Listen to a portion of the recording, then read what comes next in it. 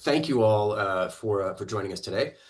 You're in the right place. We're going to talk about AI in particular, how we're calling it the CISO's dilemma related to AI. We've got today. I'm really happy to have our co-founder and COO Michael Nicosia, who's going to lead us through some of this. He talks to dozens and dozens of CISOs just as part of his just his daily interactions and gets a lot of insight. And we've compiled that into things that we're hearing mostly from CISOs. And Michael's going to go through some of that, some of what he's hearing. But at any time, you can put a question in. There's a Q&A button along the bottom. Just click that button. We'll see them as they come in, and if it happens to be on whatever we're talking about at that time, we'll answer it then, or I'll just hold them to the end. But please do use that. It makes it more interesting, I think, for everybody. The more interaction we can get, or we have with everyone. So thank you for that. So don't forget to use the Q&A functionality there. With that, I will turn it over. Welcome, Michael, and thanks for. We're looking forward to what you have to talk about today.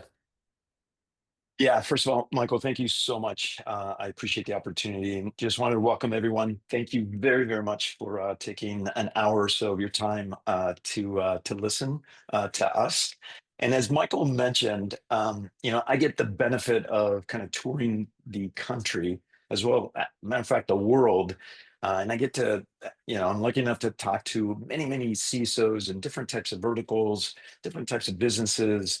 And the reason why I wanted to get together is I just wanted to share a lot of the things that I've been hearing. I mean, everybody, for the last, I don't know, maybe a year or so, even more so lately, is hearing about AI, agentic AI, MCPs, all of these, words that, have massive meanings. And the reality is that, a lot of CISOs in the world have huge question marks. I mean, they're super excited about the new technology. A lot of people talk about it being very, very revolutionary. But and how it's exploding, the reality is they're still confused as to how do we manage this and how do we manage it from a business perspective. So what I thought we would do, and I'm going to go into our agenda here, is really just kind of give you a perspective, as I mentioned, of what I'm hearing. Obviously, as we go through it, I'd love, or we would love to have some insights from you or any questions that you may have. And I think Michael mentioned that we'll hold those until the end, unless there's some really interesting points that we might need to clarify. So I thought we would begin by, and we mention it as a CISO's dilemma, right? The reality is, this new technology is incredible. And it's here today, and it's very productive. If you think about it from any functional area within the organization, whether it's HR, whether it's engineering, development, there's, sales, marketing, there's always something that you can probably do from an agentic AI perspective that gives you some additional productivity. And it's everywhere, it's popping up everywhere. And the reality is, in some cases, there is this fear that it's popping up everywhere within the organizations, but how do we manage it? How do we control it? And the biggest thing, obviously, in security is how do we secure, this new revolutionary, technology that's taken kind of the world the world by storm here, if you will. So just as we, as I discuss this, a lot of CISOs understand that this new technology is absolutely growing faster than mobile did, than cloud was, and that by 2025, like 85% of the companies today will deploy AI agents, whether we see it or not. I mean, whether CISOs approve it or not, from a security protocol perspective. And again, as I mentioned, a lot of these things are popping up within the entire organization in functional groups because of its productivity enhancement that it creates. Unfortunately, there's big risks associated with that. And obviously, the risk can sometimes turn into breaches, and we want to try to avoid that. So the big question is, so great. we want to leverage it for our people, but how do we secure it moving forward? Michael, Um, can I add one thing to that is I've been in a couple of the calls that you've been in with CISOs, and there's this there's this sense that this is so big, like to that first point you were making about how this is bigger than mobile or cloud. Um, that I've heard the analogy before, like this is this is as big, and a year from now or 2 years from now, we'll be thinking of things like we have in the past, where it was like before the internet and after, and how radically changed that made everyone's lives, and in particular security and what that did to the security, cybersecurity, or like pre-iPhone and post-iPhone. Like it's mhm, such a massive change that the same idea of pre and post AI agents, it's disruptive, and it will be just as big as any of those other huge technology changes that we've seen in the past. And we hear that with a lot of the calls that I'm on with mhm. you. CISOs are saying the same thing, and they Yeah. want to know what do I do or what's coming. Yeah, it's a great point, and I guess my point was, and it's here, Yeah, and yeah. people, are scrambling just to figure out, okay, well, I need to leverage it, but how do I secure it? So if I take everybody back, just as a simplistic term, and I want to make this very, very simplistic, because I want to maybe focus from a business perspective on this. Is so what's changed? I mean, what is this all about? And if you think about, this AI agent. Okay, think about it as it's your new employee. It's an individual. It's this software that basically acts on goals that you set. It basically, you tell it what to do, and it just goes and does it. So that's the AI agent, and then the LLM is really the brains behind it. Once, like, if you think about ChatGPT, you ask a question, and then everything else that's going to formulate that answer is all about the LLMs. And then when we talk about MCP servers, obviously, this is the API broker. So again, on a simplistic term, if I'm asking, Gemini or Copilot a question, it moves it into this MCP server, and then the back end it communicates with a whole bunch of servers to try to get the answers to that. So, in a very simplistic terms, I mean, the things that CISOs continue to tell me about is, revolves around this is what agentic AI is all about. You've got your AI agent, LLMs, and your MCP servers that um, that obviously comprises of this revolutionary kind of technology. So what I wanted to show here is basically what Michael talked about, and that's that this API fabric, as we call it, okay, is not only here, but it's exploding, right? And if you think about APIs, what formulates APIs, whether it's a mobile app, whether it's a microservices, or whether it's an application, you know, um, all of that is comprised of APIs and AI agents, right? Agentic AI, basically, and I'm going to use that often between the two, is that it's here, and it's all comprised of APIs, and it's part of your business, and it's part of what you do in a functional and in everyday manner in each of your functional kind of silos within the organizations. And I remember this, Michael. Like I've been in cybersecurity for over 20 years, and that point that you're making, you had on the slide about, it was like the plumbing. We've rarely talked about it, right? I've been in the different, multiple or several different security categories, and APIs were something that like maybe the developers looked at, but we didn't really think about like securing them, or was there a risk? It was all in the background. And it was like this plumbing that you just never, paid attention to. And now they're becoming front and center because of what's going on with AI agents, and how your this API fabric is really taking off. Yeah, exactly. And just to give you kind of an example, of a real API fabric, think about what you're seeing on the screen right now, your organization. Everybody has this.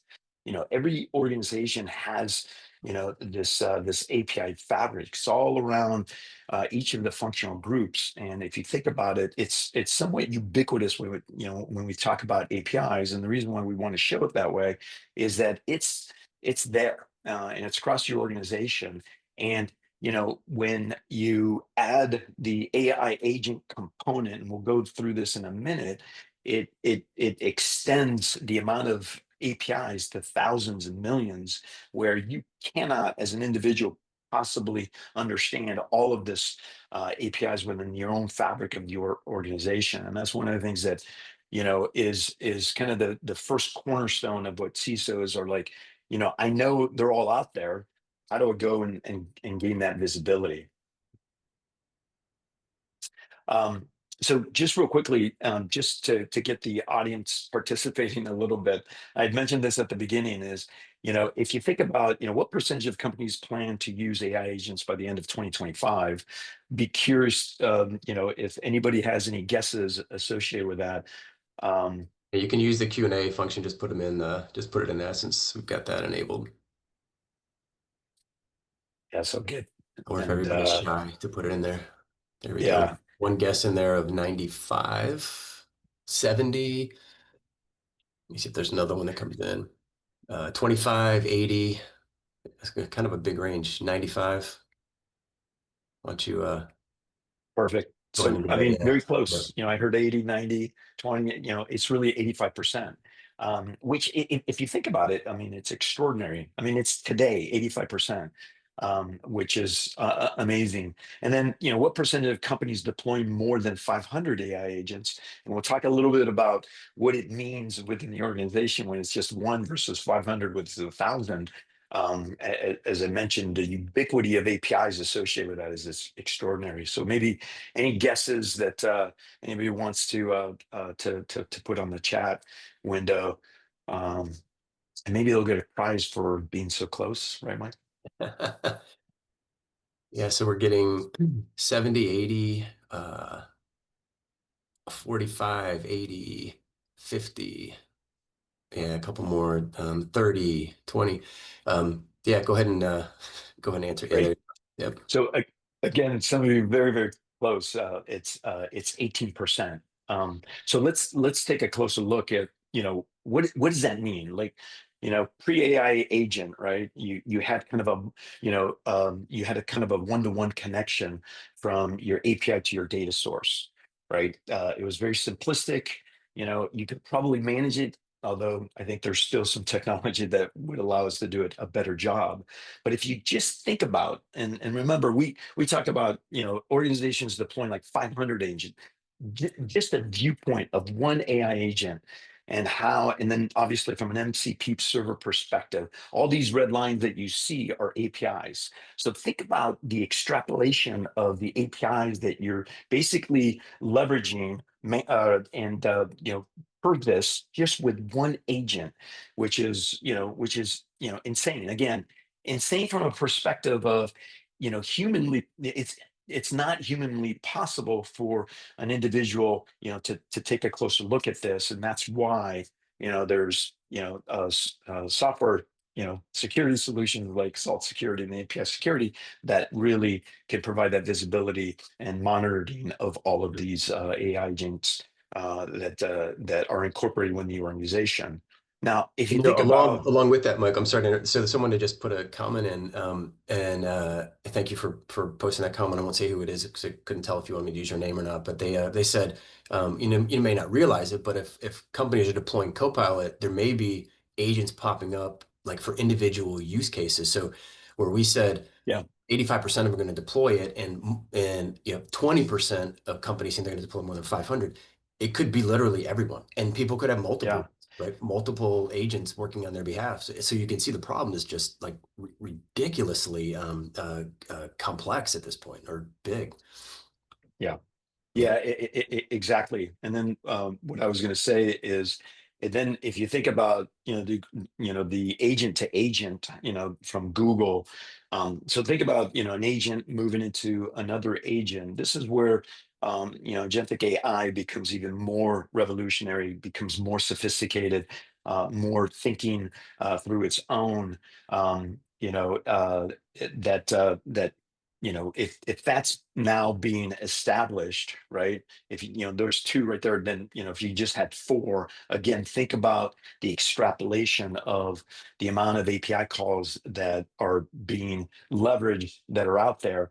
That obviously not only do you want to have visibility, but also obviously you want to be able to secure it moving forward, especially when it's sprawling across each of the functional areas of your organization. So you can just see, and this is, again, and I'm going to continue to repeat it because I think it was a massive concern that I continue to hear across the world about, the AI agent, to one AI agent to the MC protocol is one thing, but when you start thinking about agent to agent communication and then how that gets extended across other MCP servers, it becomes just uncontrollable. And I say uncontrollable just because it's so fast moving. And again, I'll use that ubiquity of APIs that are being leveraged across all of these Yeah. agents and MC protocols that becomes really, really difficult to even fathom how you manage this within the organization. Is that those on this particular screen, you guys can all see the boxes that one says 808 protocol, one says MCP. Um, that's all. It's an API communication, right? So that Right. it's all APIs everywhere. And so where in the past, like we had mentioned, this was kind of like in the back room. Developers used it maybe to make an app a little bit Mhm. better or a better experience. Now it's literally going to be powering your business. Everything in your business will be run on these APIs, and they'll be everywhere. Exactly. Thank you, Michael. So if we think about this, and I feel like I've been building this up, and so why does that risk, continue to, as I keep mentioning, extrapolate, and maybe another word is skyrocket. And if you think about it, obviously, this immediately extends your attack surface, right? Now we're talking about not only thousands but millions, maybe even the billions of API connections across your organization. You think about just one functional group, think about the whole organization. It gets to be pretty scary from that perspective. And one of the biggest things that CISOs that I hear worry about is obviously the data leakage, right? Right, the sensitive data that these APIs house, that if exposed could be detrimental to the organization, and in anything that you do from that perspective, which is really scary. And then really, and this is something that Michael and I have been talking about, but this ease of attack. Everybody, like, the prompt injections become the new phishing, and I think everybody's familiar with phishing. I mean, even your grandparents, great grandparents understand what phishing means from an email perspective, and this really becomes that new phishing attack because it's just so easy to infiltrate. And again, a worrisome thing for CISOs to be thinking about on a day-to-day basis. So let me turn it over to Michael because he spends a lot more time with the analysts than I do, and maybe he can give you. Not only have we, kind of discussed this with a ton of CISOs, whether they're customers, prospects. Obviously, we also talk from an analyst perspective quite often. Yeah, and you can go ahead and click through the first one there, Michael.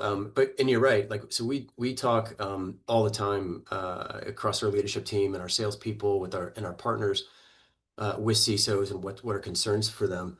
Um, the analysts probably see even more than any of the vendors do because they have so many subscribers, they have so many people that come to them for advice. And um, while we do everything we can to present, here's our view. I mean, we're leaders in this market. We started it, and we give people guidance in this vision or this visibility into where things are going. Um, uh, Companies also like to talk to the analysts because they feel it's even more objective. And so this is a couple of key points from this is a recent report that Gartner did. You can get to this and the other one that I'll show if you just go to our website. But one of their key points was, in the next 2.5 years, by 2028, half of the security breaches that you see are going to be related to AI, right? So the breaches are directly aligned with or connected to AI because of the reasons that Michael talked about. Like we are seeing it in the market. The analysts are looking at this across hundreds and hundreds of inquiries, and then doing their own research and watching the trends, and they're seeing that half of the breaches will be related to AI. But they're also saying, and this is a shift in that in the past, I think they had said that you may want to look at platform plays that are as a potential way to solve your problem. We believe that a lot of those platforms weren't built specific for API security. So they may have solved half the problem, but they weren't giving you a complete solution or protecting you. And in security, it doesn't matter if you're like, you know, 98% of the way there. It's that last 2% that the bad guys are going to take advantage of. And so they're really recommending you got to double down on this API security with specialty security solutions like what we offer. I'll go back to this idea though that I think that idea of the specialty security solution will go away in the next short period of time as from because of this fact that it's going to be so pervasive with agents and all this API traffic that it will become the fourth leg of the stool from endpoint, network, cloud, and then AI or API security. And then this last point, which is really interesting from Gartner, is this consumption of APIs. And this is like Michael mentioned this at the beginning, where thinking of these AI agents, they're like your new employee. They're adding to your overall company of people doing things or taking things for the betterment of the organization.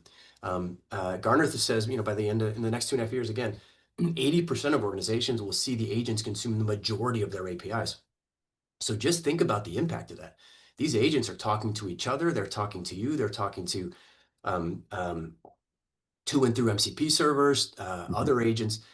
They're going to be consuming most of the APIs. And that prediction, I think, is probably right on. I mean, it's a huge number, but I think it's probably accurate. And so the question that we get asked a lot is, well, what do you do about that? And we'll talk about that in a second. But this prediction of how many, I think that will definitely come true, even though the number is so big. Okay, so that's Gartner. Excuse me. There's another analyst that just issued another report. And again, you can get this one on our site as well if you want to read through it. This reinforces that idea, and again, they do it independent of us. It's an objective look that they're saying that these agents interact with each other in external services exclusively through APIs. So that just reinforces that all of this is being done through APIs, and that's where your risk area is going to be. Like one of our partners is CrowdStrike, and they have a saying where they say like the attacks happen in the crevices, or in the cracks, and that's exactly what this is. It's where these APIs are, or where the bad guys are going to go to exploit something for their gain. But it's happening over APIs. Um, the second point, you can see I highlighted a few words there. It's a critical segment of enterprise security. API security is, and then the last point on this. We see this today, where there's at least a dozen. And again, you can go to our website. We've got a great, it's kind of a comprehensive white paper on regulations and compliance. There's about a dozen regulations that talk specifically about APIs and API security and what you have to do in order to be compliant. Now we're seeing it even expand even more.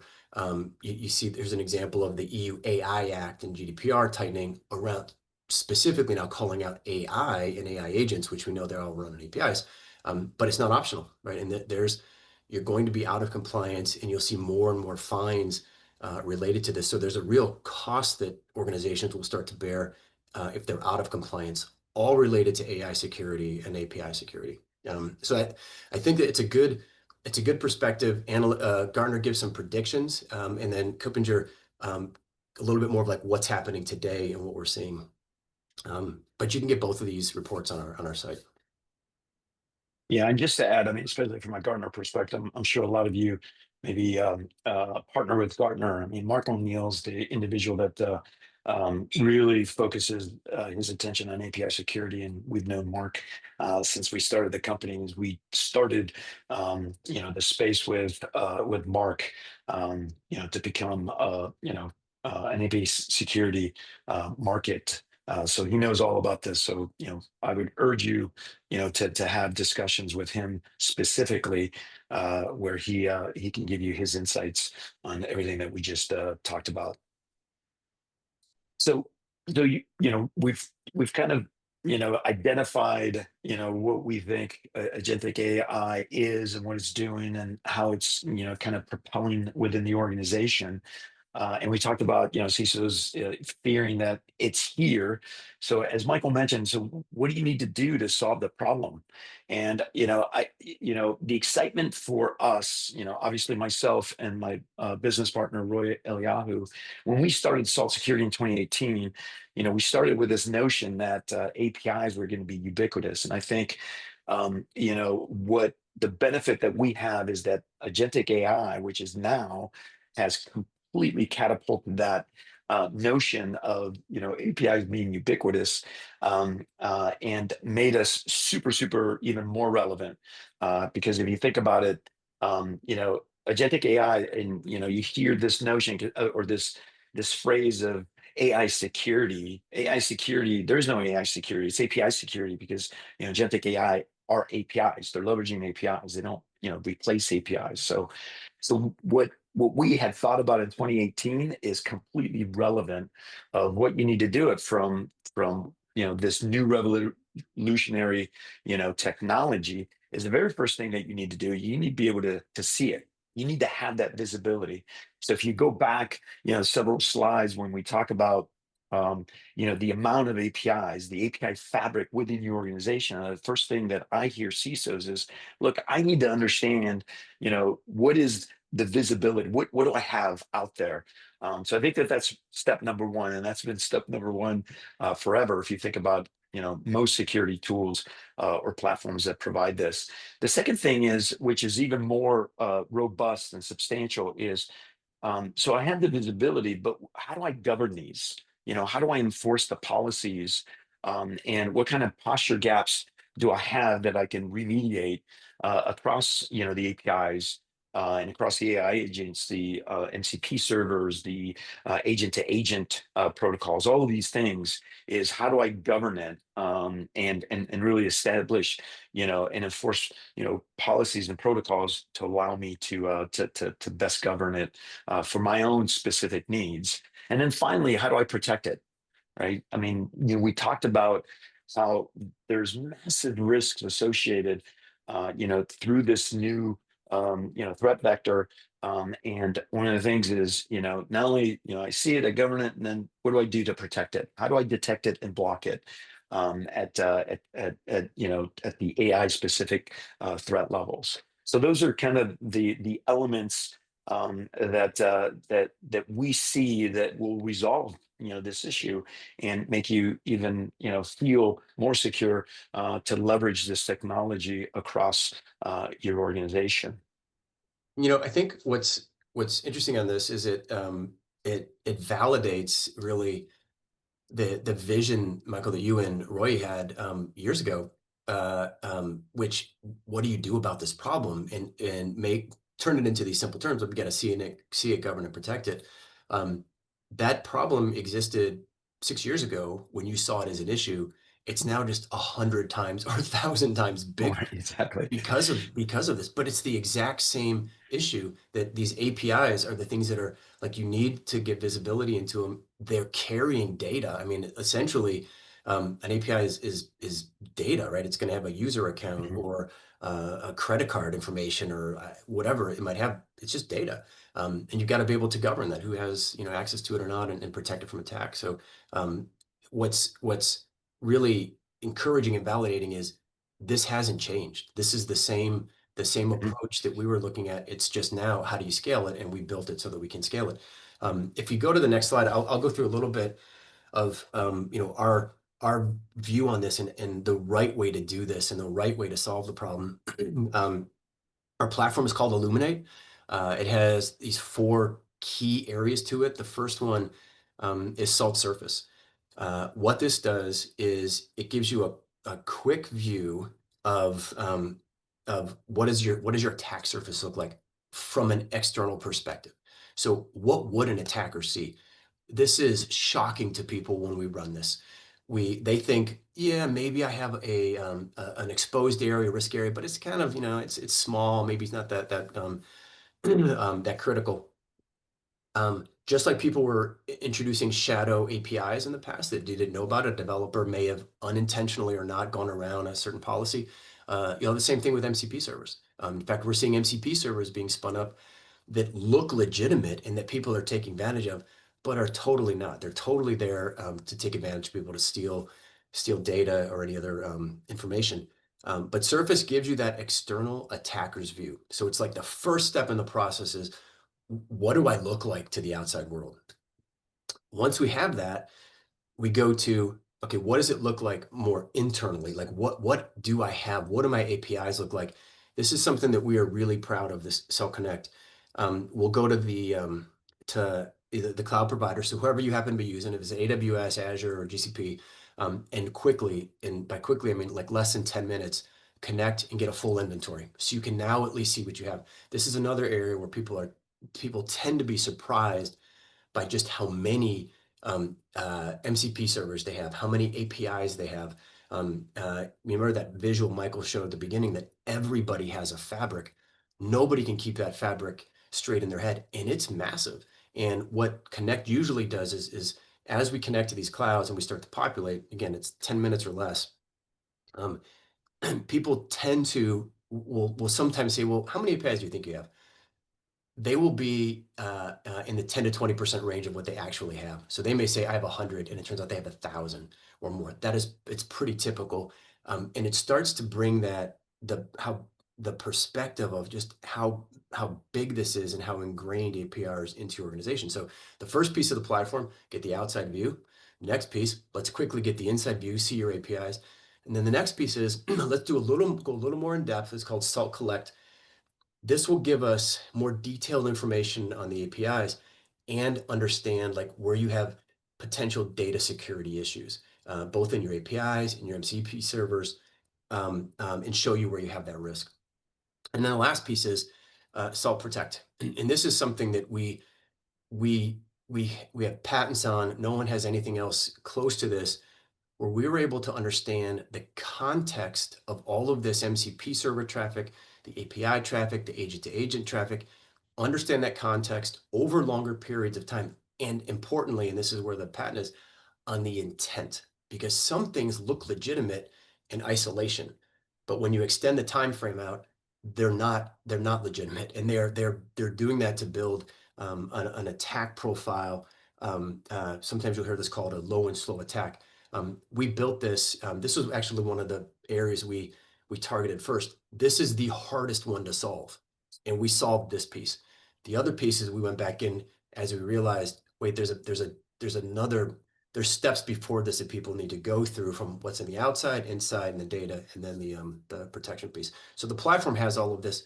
It's all part of it. You don't have to buy these things separately. In fact, Surface will run it for you. It doesn't cost anything at all to get you to get you going. Yeah, and sorry, Michael, if Go I could ahead. just add, and Yeah, and then the first two pieces, like if you think about Surface and Connect, these are trafficless efforts, which means that you can get to value, you can get to the visibility and the governance right away. As Michael yeah, mentioned, less than 10 minutes. Well, Surface is, immediate, and you can get that time to value immediately in terms of the very first two things. I need to see it and I need to govern it, right? Those are the very first two things that CISOs continue to talk to me about, and they want to be able to do it quickly. And that's what really Surface and Connect allows you to do. And as you move into more of where your APIs are following through, then you can get into more of the traffic-based collection and then protection elements where you have that complete solution. yeah. And that's something that Michael has preached from the beginning of the company was, this is a complicated situation. The technology is complicated, but we have to abstract that and make it simple for people and make it easy. And we do that. And when you look at alternatives and you compare it, this is super complex. 10 minutes or less though, and you're up and running. We've taken that and abstracted that complexity, made it simple and easy for people. Um, if you go to the next one, I wanted to just share this. I've been in enough conversations. Michael has conversations with CISOs all the time, and there's this line that they want to be on the other side of the CISOs, which is it real? Because so many people talk about, oh, we could do this, or oh, this is on the roadmap, or oh, it's coming, or here's our vision of something. This is real today. So this is not something that you have to wait for. In fact, when we do this live, and we're happy to do this live with any of you after this, you can request a demo, or we'll reach out to you anyway, and you can request it that way. When they see this, we see this sense of relief that people see this and Mhm. go, okay, I can actually start to get a handle on this. So I wanted to go through just those three areas that Michael talked about, this part about seeing it. I did this specific to MCP. This is not like overall all of your APIs. But you can see this particular one, it shows, oh, I've got an MCP server. I found it. You can see it. It's in that red box that I highlighted. There seems to be some sort of risk level with it.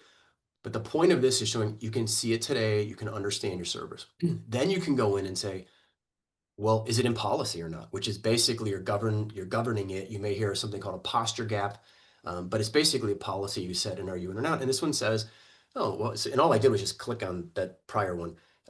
It looks like medium risk, but it looks like there's a posture gap. So you can see that kind of in the middle here. In this particular case, made it simple, it's just one, but there's a posture gap. You go, okay, because remember, we're still talking about MCP servers here. So click into this one. So then you protect it. So now we say, okay, it looks like the posture gap is that there is no, we require some sort of authentication to access the MCP server, and that doesn't exist. So now we can protect that from being attacked because we know it, but we can also kick off a solution here.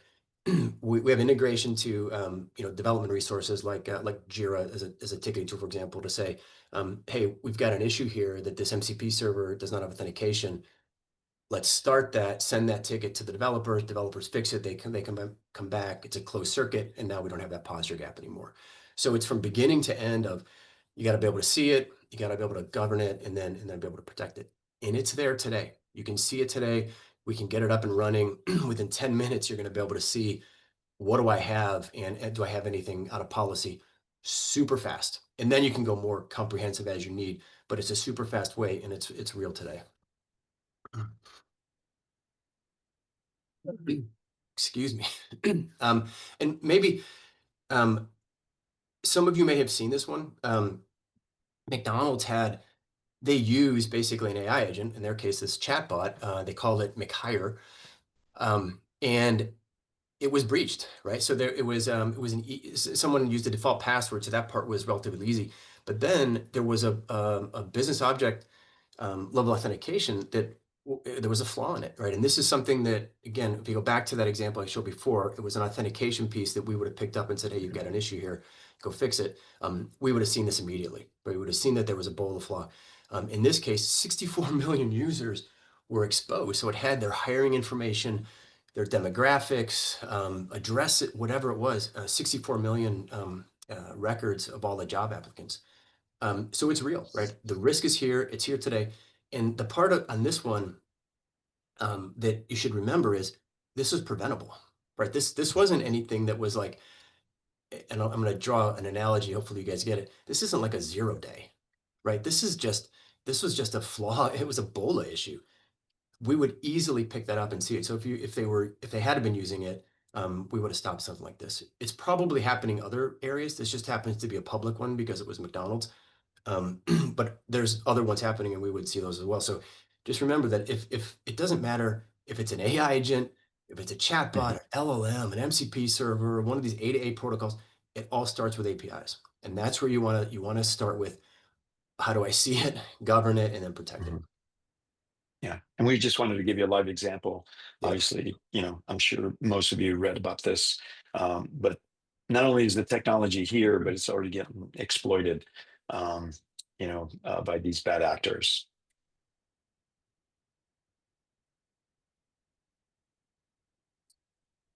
So, in summary, and again, thank you so much for patiently, letting us walk you through some of the learnings that we have. Again, without question, AI is here and it's being deployed, it's being used. There's so many great value, benefits associated with agentic AI, and it's going to be the next growth engine for organizations. And it's not, when am I, when is it coming? It's here today, and it's getting deployed within the organization today. Um, and as I mentioned before, it's not only refreshing because of all the productivity gains, but it also provides such massive security risks that without a solution, and as Michael mentioned, talking to Gartner, talking to other customers, and so on, is you need API security in order to avoid being in the headlines for that next breach, because the ease of attack is so much easier at this point in time from an agentic AI perspective. And as we mentioned, our vision, that started in 2018, still holds through today with Salt Illuminate, which gives you that visibility, gives you the governance that you need, and obviously, the protection to not only safely deploy AI at scale, but allows you to have the real benefits of that productivity enhancement for your organization. Where you can be at ease that Salt Illuminate could make it sure that we allow you to deploy that and be safe. So yeah, so before we go to the closing for me, we've got quite a few questions. So I'm glad you guys are all submitting questions. Let me go through a couple of them while we wrap up here. We have a few minutes left. So the sort of funny one person said that from the McDonald's example that someone should be McFired. It's kind of funny, but That's not. great. Yeah. Um, it's true, but I mean the thing that we bring a little bit have a little comfort in is that it is preventable. So those things are Yeah. going to happen more, but it is preventable, and these are different than 0-day flaws of like an application at a code level. These are typically done to exploit the API traffic, Mm. and we see that, right? And we see if you're in on a policy and can help people so they don't get fired. Um, and let's see, there was a question about, I'm going to kind of summarize it, but it talked about services that people would consent to reading their data, but with AI, it could have access to everything by default. Mhm. And it's true. And there's a really good analogy that I've used before. Um, I would like to say this is original, but it's from Ted Lasso, and it probably something before that. But it's about the goldfish analogy and how goldfish don't have memories, right? So they something happens and then they just swim on and they forget about it.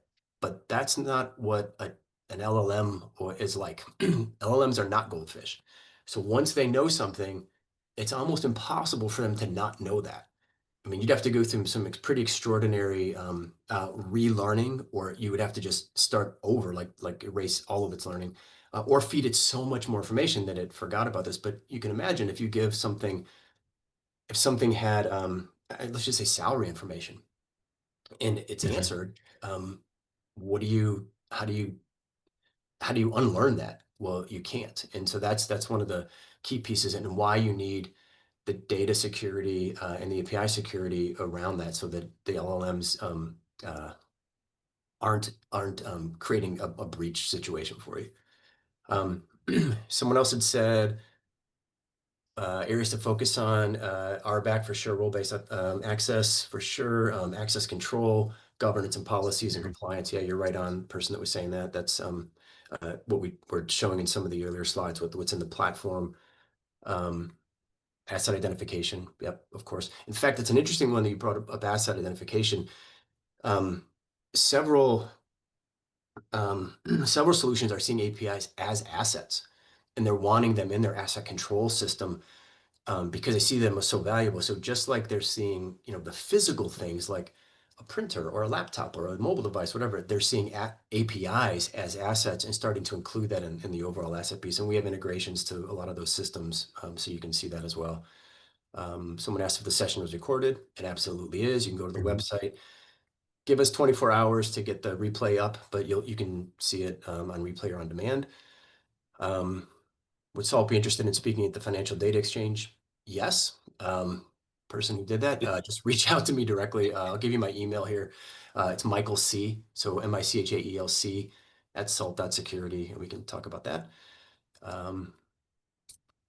And the last question was about some products like CSPM products offering standardized compliance frameworks, like for NIST and cloud frameworks. So there's similar frameworks.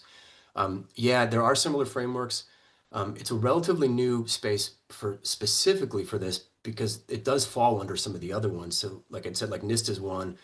You'll see API pieces or components of that. But there's also, if you go to our website, it's a great compliance white paper we did with it's about 12 different regulations that some of those are also frameworks that you need to be compliant with. OWASP is a good one, OWASP for APIs. But yeah, there is quite a bit out there, and we'll continue to build those frameworks and give you guys the tools you need so that you can be compliant. Mhm. I think I got Yeah. all of them. Did Thank you you get for them all? those I questions. was going Yeah. to say, just on that compliance side, obviously our governance policy, our engine there can really help you from that Yeah. perspective. Again, when we talk about, governing your APIs, that's part of it, compliance based as well. So Yeah. please, I urge you, if you're interested, talk to one of our account teams that can explain that in more detail. Yeah, and I'll just go on this a little bit. We have a few minutes, and then I'll wrap us up. So we built something that we're really pretty proud of within the governance portion of our product. It's called a policy hub, and there's almost 100 policies in it, and they're like single click. So think of it as like an app store for policy. So you go to an app store and you're like, oh, I want my fitness app, or I want my like dining app, or whatever it is. You go in there, you go into our policy hub, and you can say, I'm subject to PCI, as an example, and you click, and one click will deploy that policy, and then you will immediately see if I'm in or out of policy somewhere in your organization, somewhere in that fabric. We did it based on industry standards, but we also built ones that we see people using. So ones that are really common, we added those so other people could take advantage of that. Or you can build your own. So it's from this like we have some defaults in the product already. So right out of the box, you're going to see if you're in or out of policy on some of the most common ones. But if you want to build your own, totally customizable, or if you want to use the hub like an app store, just click on it, Mhm. you'll have access to that immediately. And back to Michael's original, like one of the strategies or the design points for Salt was it has to be simple. It has to be simple, and that's a great way that policy hub that does it. Okay, we'll wrap it up. So two free things for you guys today. One is we built this guide. It's 10 questions to ask before you deploy AI. Because we had said a lot of times this is deployed already, so you may be just validating what's out there now and seeing if you're considering everything you should be considering. But it's available. It's free. Go to the website salt.security, and you can go to the resource section and find it. And then also for anyone that's on the webinar, it's kind of an exclusive offer. Um, that first part of our platform, which is Salt Surface, as part of that, we do an attack surface assessment. If you go to the website, you can find it if you just browse around, but I give you the URL directly, which is salt.security and then /attack-surface. It gives you a lot of great insight. So I show just an example of it on the right. It's about a dozen pages. It's got really, really detailed, good information. And it surprises most people because there's nothing Mhm. special we're doing on this. This is all external, like what an attacker would see. We're not getting into your environment. We're not exposing anything, getting access to anything. It's just what you see from the outside. And it's surprising how much you pick up and you see, including what technologies you're using, what vulnerabilities you might have, and then what APIs you have, what MCP servers. So please go to it. It's on the website. Um, it's a quick turnaround. Go to Salt Security, and then it's attack-surface. You get immediate access to it.